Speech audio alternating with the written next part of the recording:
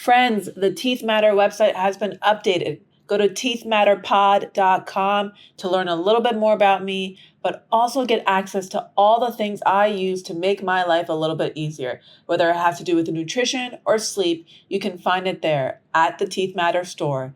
Go check it out. Okay, one last thing before we dive into the episode.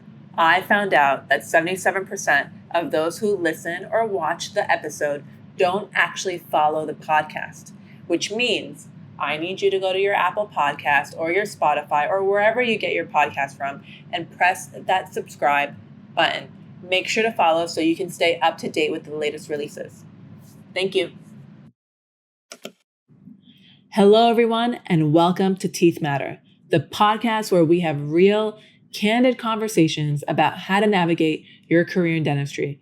I'm your host, Ellie Halabian, DDS, and every 2 weeks I bring on a guest to give us perspective on what it's like to pursue this career and to grow within this space. And in this episode, we're looking at the business of dentistry. We have our fabulous guest, Dr. Rhonda Kalasho, who's an amazing dentist out in California, and she's also a multi-practice owner. So given her background in business and the fact that she's been able to scale to 4 practices now, serving communities like Beverly Hills, Hollywood, Calabasas, and now the 4th being in La Jolla, I wanted to see what it's like to build a business in a very saturated market.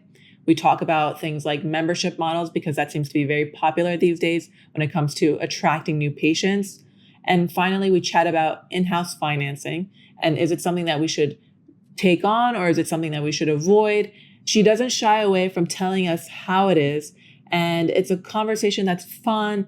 It's enlightening. She's a powerhouse of a woman. Let's get into it. Dr. Rhonda Kalasho, thanks so much for being on Teeth Matter.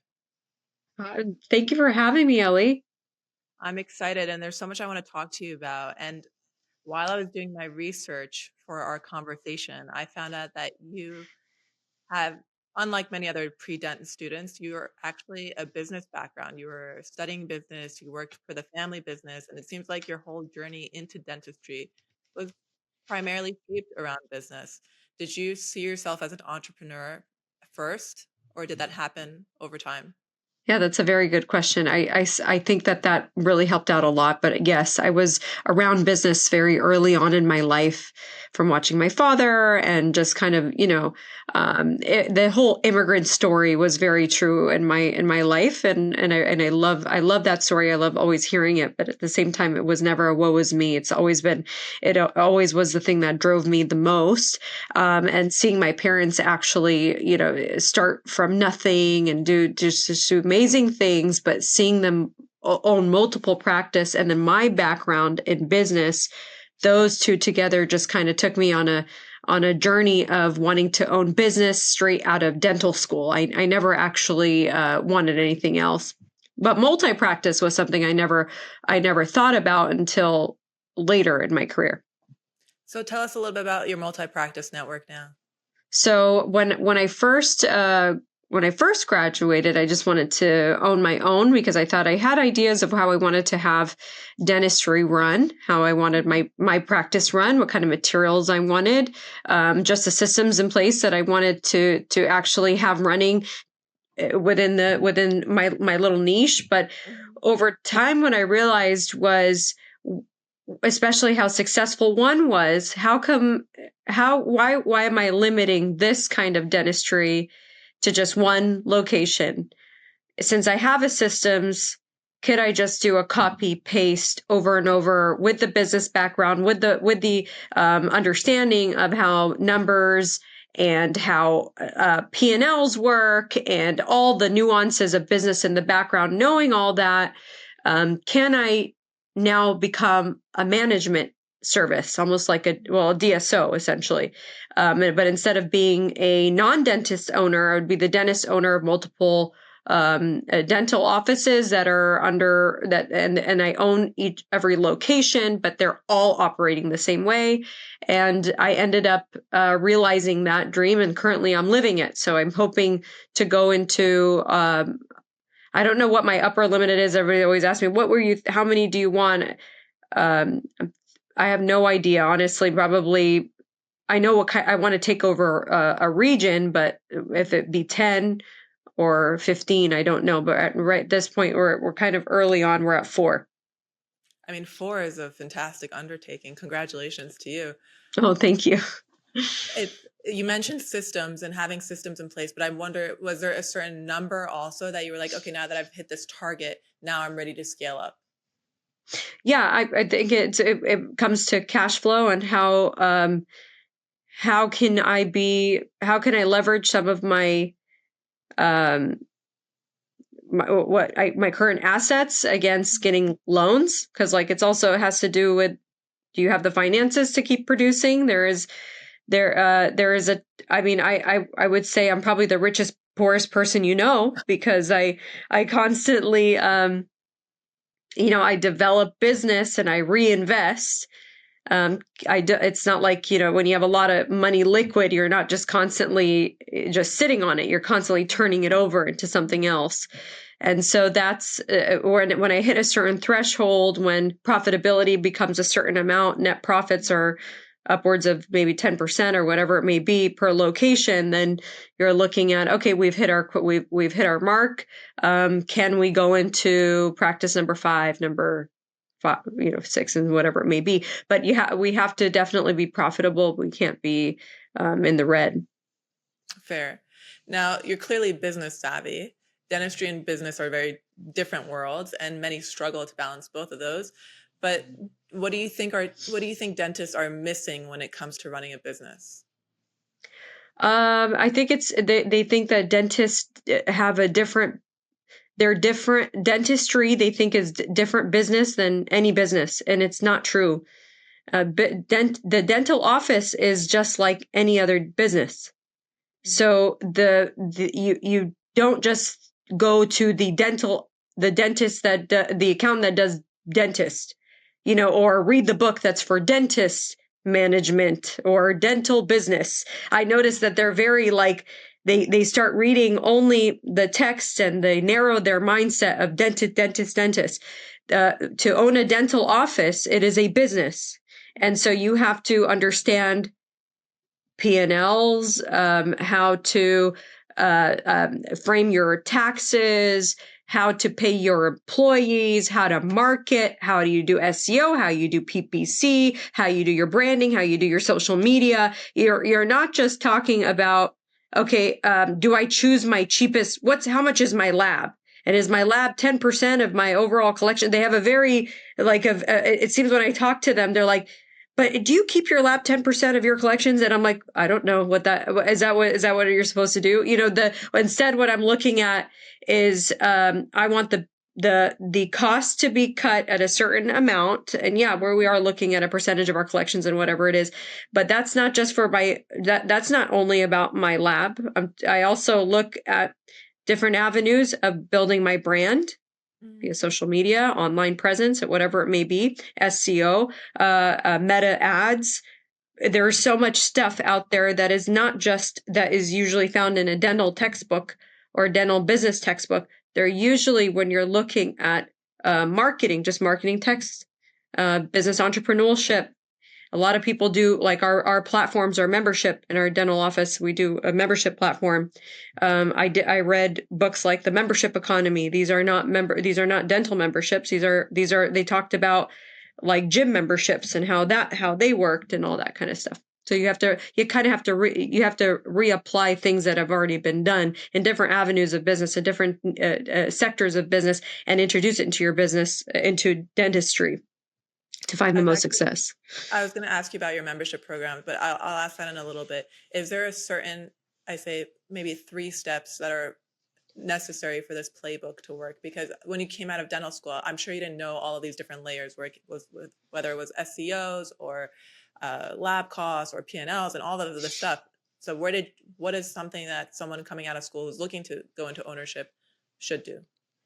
The first thing that they should do is get really good at dentistry. I know it becomes really romanticized to own a dental office, but that is not for everybody. It is very stressful. It's a very stressful world. It's constantly a gamble, and the hardest thing is managing humans, which is the essential HR part. You are wearing multiple hats as a dental owner.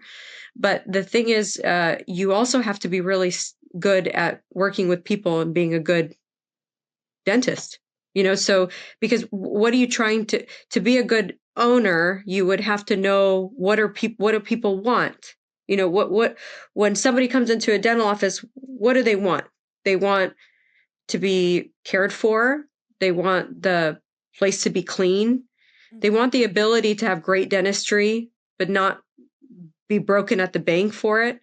These are all things that that you know to be true, but can you deliver these things and the quality of care to always be there? And that's that. And you have to be a good dentist. And by what I mean good dentist, I mean, yeah, you could talk to them really well, but look at your post-op x-rays. Are your margins sealed? Do you do very good crowns? How are your veneer work? Know yourself very well, and then know that your dentistry should be top of its game. Like you got to be a business owner that's successful, you actually have to be a good dentist and you have to know dentistry. Right. I mean, clearly you've now opened up 3 practices, right? And they're in Calabasas, Beverly Hills, and the third one is in Hollywood. Yeah. In Hollywood. So 3 prime locations. And people would say starting any business in an area that's saturated is a challenge. How did you carve out your own space? Yeah, startup, and they're all startups. So I like startups as an acquisition could. Well, actually, Hollywood was an acquisition, but not didn't have much actually. It was very.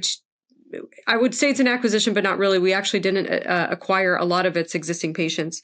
We ended up getting 75% of the patient pool was from our means, but we only acquired and maintained 20%. But then afterwards, built Beverly Hills and Calabasas and the La Jolla location in San Diego are startups. So these locations, they're like you mentioned, they're highly competitive.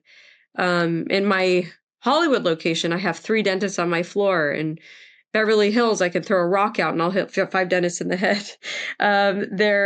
Even in Calabasas, I have also a couple dentists across the hall, across all locations. And this is just the nature of being in Los Angeles. But I'd say that when dentists try to compete, it's like a circular firing squad. They certainly need to relax and put down their arms.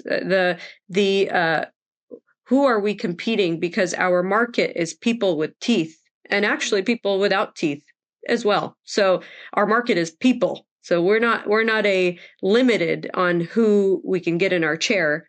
So our customer is a person with a pulse, and that's so there is plenty of patients that you can see, but I'm saying create the experience and they will come, and create the like, again, have the vision that what kind of service you want to offer to the patient, and people will see that, report that via reviews online, see that on your social media, or even talk to other family members or friends and refer you.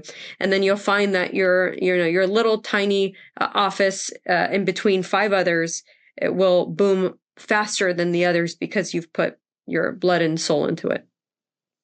Going back to the membership plans that you offered, you hinted at that earlier. What is the thought behind that model, and how is that working for you? Yeah, membership. Well, if you think of like dental insurance is very limited. Although I never want to talk smack about dental insurance. It's not a bad thing, especially if they get it from their employers. A lot of times they're paying nothing for it through their employers, maybe $20 from their paycheck, and they can get a couple cleanings a year and all that. So if they're getting dental insurance through their employers, then great, that's awesome. But what about the private person who is paying a premium, maybe $900 a year for dental insurance, and they're only giving them $1,500? For max spend, or $2,500, there has a waiting period, it has a deductible, it has a copay, all that kind of stuff. Well, let's outcompete that a little bit. And how do we outcompete that? Maybe with a membership model. And a membership model is very hard to do because you're working still at a margin. You're not charging your member your UCR fee. Like maybe you have a $2,000 crown. It's not going to be $2,000. It's certainly going to be less than that. But right now we're operating at 18 or 20% margin with insurance companies. So how are we able to do that, but not offer that to our patients on a daily? Well, it comes down to our overhead. So with my membership, the reason why I'm able to have my membership plan the way it is because I have my own laboratory, and my costs are cut that way as well. So I don't pay a third party laboratory this big amount of money to, I kind of just pay for the materials and all that. But I mean, it's still a big overhead, but at the same time, that's how we can bring down the costs a little bit. And then with our membership, we want to still offer essentially affordable luxury, right? So we it's like, we have a fixed fee a month, and like $65 a month. And just like dental insurance, we tell them it comes with 2 complimentary cleanings a year with exam and x-rays done by a hygienist. Even during their birthdays, we may have promotional stuff like an extra cleaner or whitening or whatever it may be. But there is a lot of add-ons that we do for membership that they can get, but they essentially would get the crown at the fee that insurance would have paid us. So, and it's the good, you have to think about it this way. I don't have to wait weeks for insurance. And if insurance doesn't pay, I don't have to get an angry patient on the other line and I'm trying to collect that amount from them. Right. I don't have a collections department. I do not do any in-house financing. I always caution people against that. Don't get a third party care credit, Sunbit, something like that. Okay. But in that, there is no amount of money. I would rather get $1,000 for a crown, but of course I can because I don't have the overhead I'm not paying my lab $400 for a crown. I'd rather get that and get it right away than wait weeks and maybe I have to appeal it and then waste my chair time, waste my front office time, do insurance back checking and making sure that they, whatever the insurance, do you cover 50%? What's your blah, blah, blah, do that whole breakdown, that whole song and dance. So that's why I think membership is great for our purposes. And the fact that we have multiple locations, patients can go anywhere. Any of the locations and all their charts are saved and shared. So they can have services in Beverly Hills. If they're booked in Beverly Hills, they can go to Hollywood, they can go wherever they like, and they get the same level of service. It's the same exact treatment. Nothing is different. It looks like you've just walked into the same place. Like it's all Starbucks. Although they have their different appeals. Each one is all beautiful. They're all beautiful, but some of them they don't look exactly like Starbucks. Not every Starbucks looks the same, right? But like every Frappuccino is made the same way. Like, so that's how we perform things. I'm sure. No, I understand. So you mentioned, it sounds like a win-win for both you and the patient, but you mentioned don't do in-house financing. Why is that? Oh, in-house financing is a disaster. So okay, are you collecting an interest? let's keep the numbers easy. You're doing, let's say you have a veneer case and let's say you're charging $10,000 for the upper. Now how long are you financing those people for? Are they going to pay you $1,000 for 1 year? And now this restoration is in their mouth already. How are you going to collect the rest of the pay? Let's just say they paid $1,000 for a deposit. Then you put it in their mouth, they give $1,000 and they finance $8,000 for their next year. That payment over the next course, who is to make sure that payment is being collected? Is it the office manager? What if that office manager leaves? How are you tracking those payments? And on top of that, who's to say that patient doesn't leave? And now that person has left with the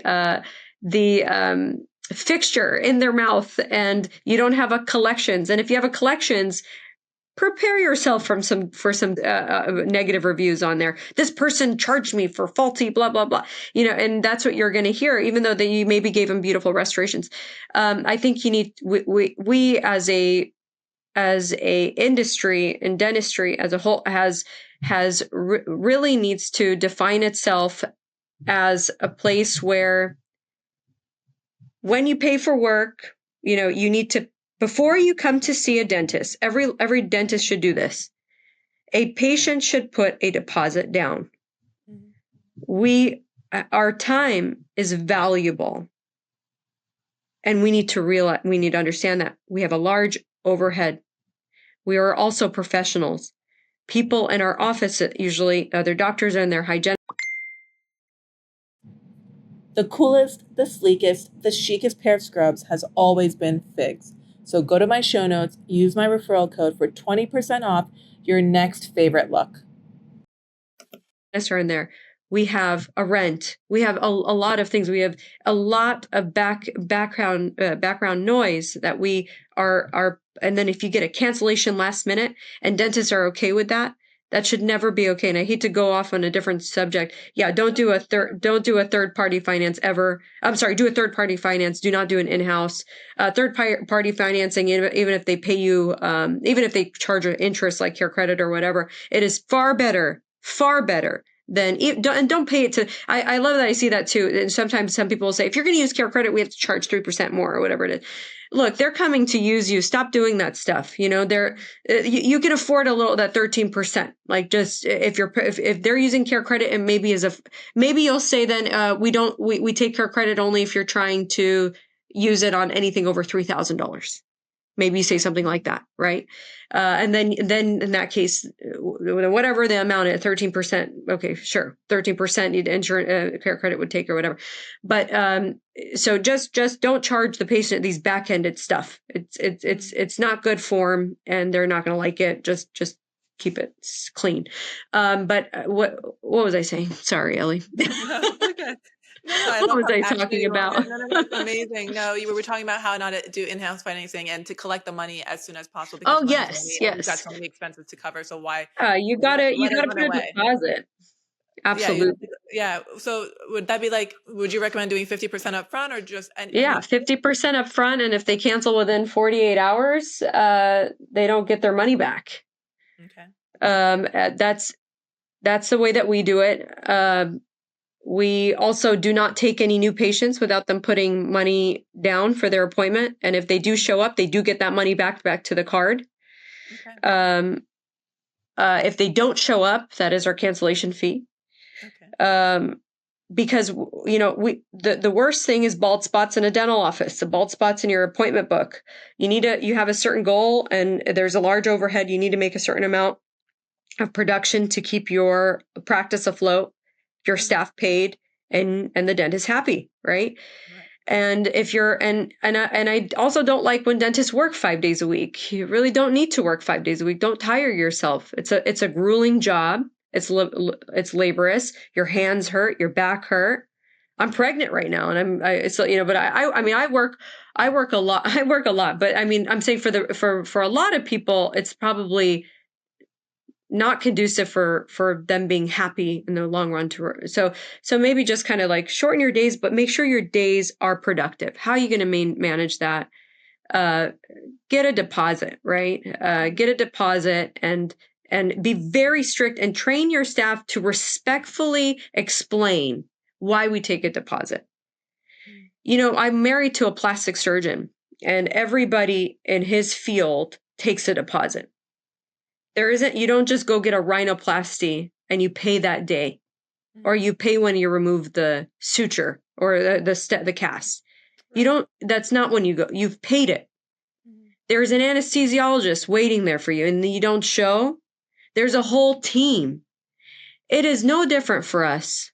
Everyone showed up, and you decided that it was raining outside and you're not going to come. Now, we are very keen to understanding and sympathetic to understanding when a patient says, I had an emergency. We're really not that stringent if it comes to really an emergency, but we are holding your deposit because you will reschedule.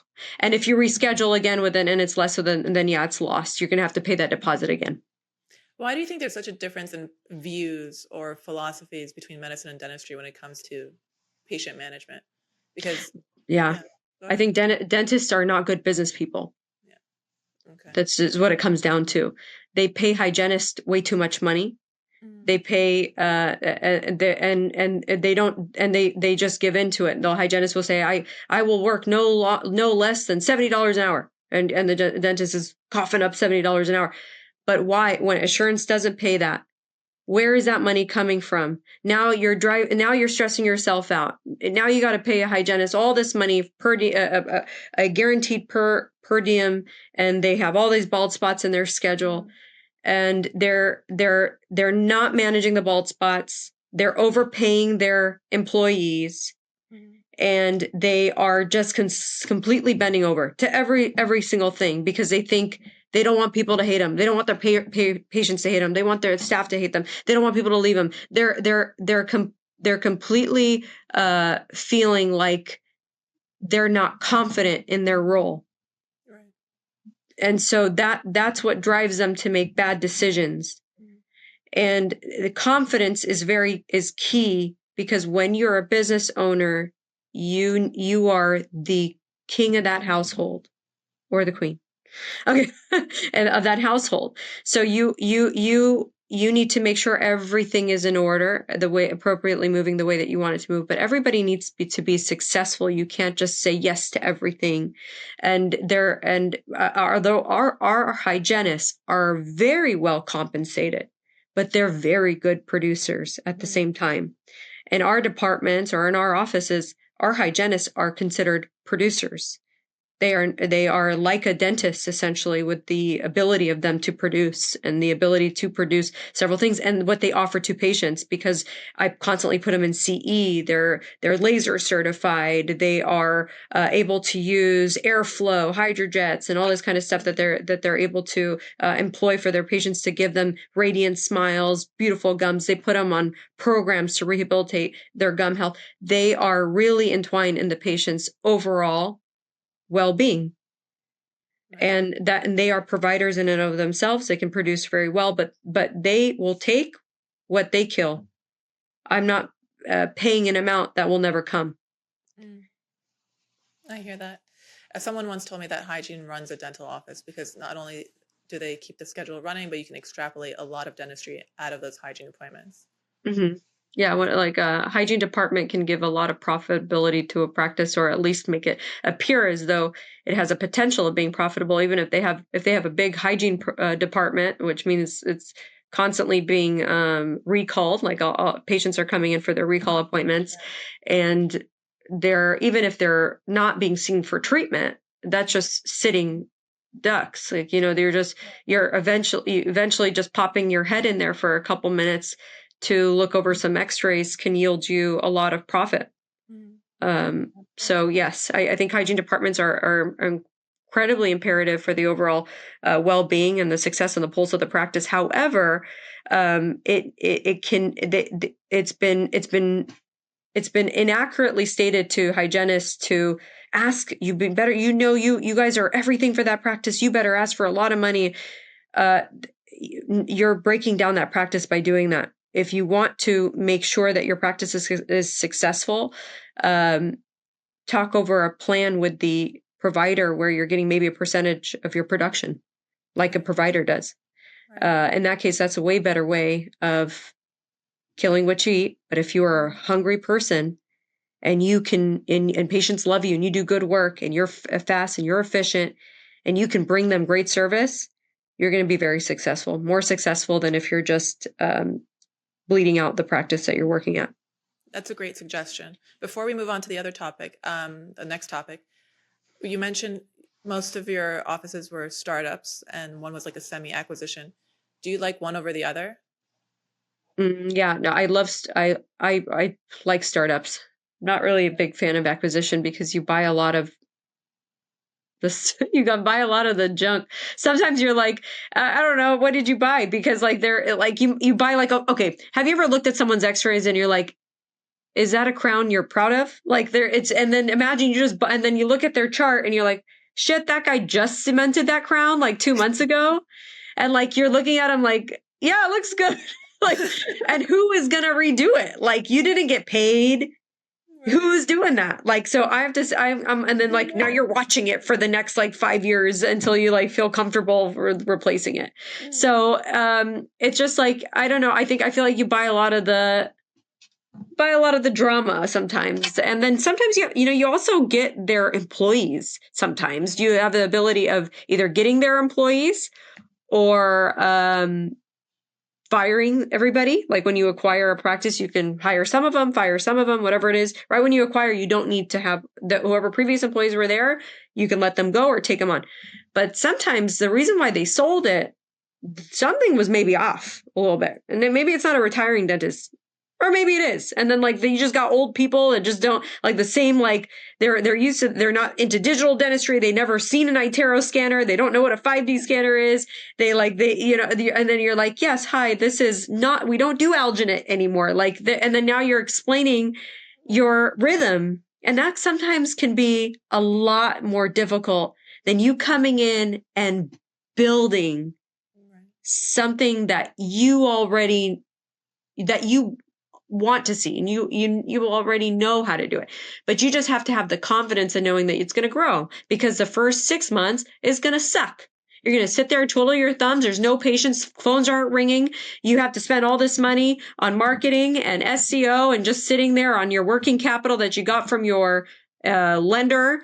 And then you're eating top ramen and you feel like crap, like the worst dentist in the world. But you have to know that one day things will change. That's really funny and really cute. But when it comes to AI, I know you're a big proponent of AI, and it's also infiltrating our lives on a daily basis. How do you think AI is reshaping the way you practice? Yeah, AI is great. I mean, I found this person to like back build some code into like my open my software. Like, so I found that like some of my providers take insurance, right? And so it's hard, it's hard to sit there and see, does insurance cover what percentage of, like, you're on insurance, you're on the phone with insurance for like 30 minutes to find out if they cover what percentage of a crown, right? Or if they downgrade a filling or whatever the hell. Yeah, so instead of doing all that, and instead of going on every website to see what Delta Dental, do you cover this, blah, blah, blah, we built an AI system that already breaks it all down. That's incredible. Yeah. And that's it. And you just open up the patient's thing and then blah, blah, blah, blah, blah, blah. It just says what it is. This person is covered at this much. This one's and it was kind of, it is expensive, but it was expensive to build, but not expensive to upkeep. But this is kind of like the innovative stuff that I think about. Like, this isn't something that I've given to it's not in the mainstream market. Maybe it will be one day, but this is like stuff that I was like, hey, I think, so the cool thing about AI, that like you can build AI in any space. AI is just code, right? Like, so you could build AI. Don't think it's like untangible. If you don't know AI yet, it's kind of like we went back in time. We're like, hey, this is the internet, right? Like, I no longer even have like Google on my main page. My main page is like OpenAI, and it's like my favorite site. Yeah, like I'm never like, I literally have a trip planned with my family, and I was like, okay, I have toddlers with me, and I'm going to Vegas. Tell me what to do that isn't going to get him killed, right? And so and then it literally pop, tells me exactly where to stay and all that good stuff, and I didn't. So that's the world that we're living in. It has to be that mainstream. Yeah, there is like AI that like reads X-rays, and that's cool too. I like it. That like I love that stuff too. But AI, I mean, even for like outlining the inferior alveolar nerve on your CT scan is super cool. Using AI to reformulate someone's mouth digitally. iTero's been using some of that too, and Exocad and all that kind of stuff. I really love AI. I think it's the way of the future. We're going to use it a lot, and it's going to be even a way of communicating maybe with patients, and a way that we can capture patients after hours. Right. I think a lot of people misunderstand the expansiveness of AI. I think they focus on it just being technology, and technology being like a new scanner, for example. Yeah. They don't understand the capability of AI and how you can incorporate it into dentistry. Yeah, AI's it, girl.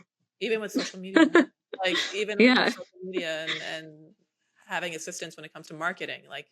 Yeah, it was like, it even tells you, would you like AI to write your post? I'm like, yeah, write it. Go ahead. You are an exceptional female dentist, leader, entrepreneur, but dentistry is still very much male dominated. Have you faced any challenges as a female entrepreneur? I don't think so. I always tell people that too. I don't want to sound like, oh, pretentious and what. I think I've never ever felt in my life that I've been given and I come from Iraqi family. Like it's they're Iraqi Christian family. And I've never at one time felt like as a female, I couldn't do anything. And even as a business owner, I never felt like, nobody took me seriously. And I think it has to do with the fact, what I tell you, you have to be confident. If I walked into a room and I came in and I was like, I think I'm going to do a filling today on that. I think number 2, not sure. I don't know.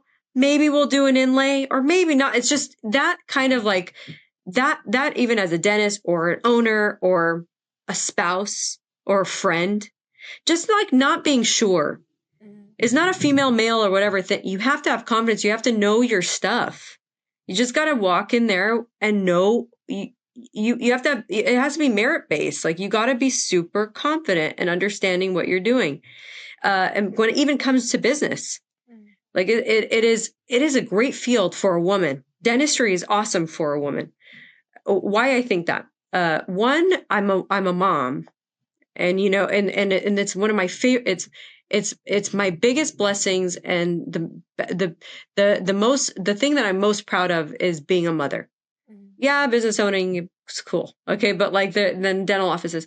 But I love that I get to grow this life and be around these little humans that are so innocent and ready to explore the world. And I be one of the front men for them or the front women for them to be able to kind of see how they need to react and act in society and all that kind of stuff in business. Right. So I don't want to look stressed in front of them. I don't want to look always like I'm in a bad mood and I hate my life and I don't like my work. No, they see happy mom. They always see happy mom. They love that happy mom loves to go to work. Right. And, it's because I as a woman to be able to build your own schedule is so important. So business owning for women is great, but you have to understand business too. A woman who knows business is unbreakable. They're super efficient. Women are efficient as hell. Have you seen us change a diaper and answer a phone call and text and then cook dinner at the same time? It's insane. We're nutty, right? So when we're efficient, we're as amazing as it comes, right? So you put us in a business owner's seat. So we have the fire of, oh, we gotta like make sure that this is successful for our families and for our staff. And then on top of that, but I get this world I get to build where I get to be around my kids. And that is the greatest thing a woman can do because they create this beautiful, well-polished machine that runs well and then gets to go home at the appropriate times to be home with their family and help them grow and do all that kind of stuff. And their kids get to see that. So I love dentistry because it's super artsy, it's business, but you get to choose your own hours. Stop working like I don't know. I talked to this one girl. She's like, I work from 8 to 7. I'm like, 8 a.m. to 7 p.m.? Like what the hell is like? I want to know your day. Show me your day because I'll give you 4 hours of that day where nothing's really happening, and you could have condensed that all in the beginning and not have to relay your entire life sitting in a dental office, right? So get really efficient and with your time. You seem very fulfilled, but where does your confidence come from? I mean, I feel like my whole life is falling forward. I don't, if I come off confidence, it's great, but I still make mistakes. I make mistakes, but I know that it's okay to do it. And I'm a problem solver. So like when there's a mistake, I'm never like, oh my God, I can't believe it. How am I going to do this? I just can't believe I just hired this shitty employee and I got to pay him or whatever. I'll figure it out. We'll figure out what to do in that situation. I talk to my spouse a lot. I married like a male version of myself, and he's my rock. Such an amazing. The most important thing you do in your whole life. It doesn't matter what school you go to. It doesn't matter what business you buy. It's who you marry. That the person you marry is going to determine so much It's going to determine your relationship with your family, your relationship with your friends, and the happiness for the rest of your life, and that confidence you're going to have for carrying on one of life's biggest challenges. And so my confidence comes from the fact that I know I can get out of it, and I have good support system behind me that's going to help me through it. Just don't take life so seriously. It's okay. We're meant to make mistakes, but it's the ability to learn from them, and don't just sit back waiting for someone to help you. You really got to make sure, what did you do wrong, and how are we going to get out of this? How are we going to get out of this mess? And then we can certainly do it. I love that. Before I let you go, I'm going to ask you one last question. When it comes to practice ownership, what's an assumption you had at the start that you no longer believe in or see differently? That dentistry, I was, even somebody else told me, dentistry is easy money. I love that. Dentistry is easy money. That is the biggest lies. Dentistry is not easy money. No, it isn't. It is not at all. Okay. It is backbreaking work. It is exhausting to deal with the emotional stress of the person in the chair that hates your life. But at the same time, you're smiling at them because you know that you're in the customer service industry. So you thought that dentistry wasn't customer service? You're wrong, my friend. Dentistry is customer service at its finest. You're like a psychologist, a customer service agent, and then at the same time, you're working under a microscope and the micron, and you got to be absolutely perfect. It is not easy money. I don't know what you're talking about. Never seen easy money come out of dentistry in my life. Dr. Rhonda, this has been so much fun. If someone wanted to connect with you or reach out to you, how can they find you? They can email me. It's my first and my last name. You can put it in the bio, but it's my first and my last name at glomoderndental.com, glomoderndental.com. And, or, Instagram is a great, but you know what? I get a lot of weird DMs. So just email me. I get so many weird stuff. Done. I'll put that in the show notes. Thanks so much for being on. Okay. All right, Ellie. Thank you so much.